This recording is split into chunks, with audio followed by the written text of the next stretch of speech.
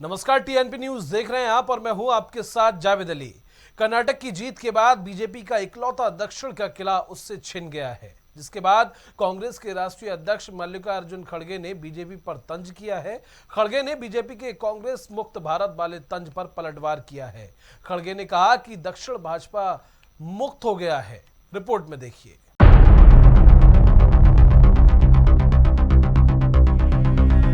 कर्नाटक के रण में कांग्रेस ने बाजी मार ली। विधानसभा के नतीजों में कांग्रेस बहुमत के आंकड़ा पार करती हुई नजर आई और 136 सीटों तक पहुंच गई। तो वहीं पर भारतीय जनता पार्टी का कमल प्रदेश में अच्छा प्रदर्शन नहीं कर सका। पार्टी केवल 65 सीटों पर ही सिमट कर रह गई, जिसके साथ ही दक्षिण एकमात्र राज्य भारतीय जनता पार्टी के हाथ से निकल गया, जिस पर कांग्रेस अध्यक्ष मल्लिकार्जुन खड़गे ने भारतीय जनता पार्टी के ऊपर तंज कसा।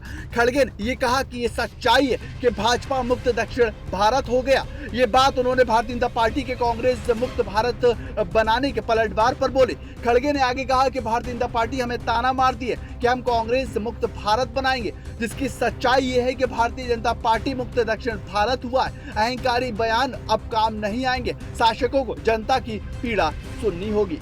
दरअसल देश के दक्षिण हिस्से में 5 राज्य हैं, जिसमें तेलंगाना, कर्नाटक, तमिलनाडु, आंध्र प्रदेश और केरल राज्य है। इन राज्यों में एकमात्र कर्नाटक के किले पर भारतीय जनता पार्टी का परचम लहरा रहा था, लेकिन इस हार के बाद भारतीय जनता पार्टी का एकमात्र किला दक्षिण का वो भी खिसकता नजर आया, जिसके बाद भारतीय जनता पार्टी दक्षिण के द्वार से बाहर हो गई, क्योंकि तमिलनाडु में कांग्रेस और डीएमके की सरकार है। आंध्र प्रदेश में वाईएसआर कांग्रेस की सरकार है, जहाँ जगन मोहन रेड्डी सीएम, केरल में सीपीएम के नेतृत्व वाले वाम लोकतंत्र मोर्चे की सरकार है और पी विजयन सीएम है, और इसी तरह तेलंगाना में बीआरएस की सरकार है। और वहीं इस समय उत्तर भारत में भारतीय जनता पार्टी के पास अब केवल हरियाणा, उत्तराखंड और उत्तर प्रदेश है, जबकि हिमाचल और राजस्थान में कांग्रेस की सरकार है और पंजाब और दिल्ली में आम आदमी पार्टी की सरकार है। उत्तर भारत में 6 राज्य और 2 केंद्र शासित प्रदेश हैं, जिनमें भारतीय जनता पार्टी के लोकसभा के 118 और राज्यसभा के 35 सांसद हैं। वहीं कांग्रेस के 9 लोकसभा और 7 राज्यसभा के सांसद हैं। वहीं दक्षिण भारत की बात करें तो कांग्रेस के लोकसभा में 29 और राज्यसभा में 7 सांसद हैं। वहीं इस समय ओवरऑल पूरे भारत के अंदर 15 राज्यों में भारतीय जनता पार्टी या तो अकेले सरकार में या फिर गठबंधन के साथ सरकार में।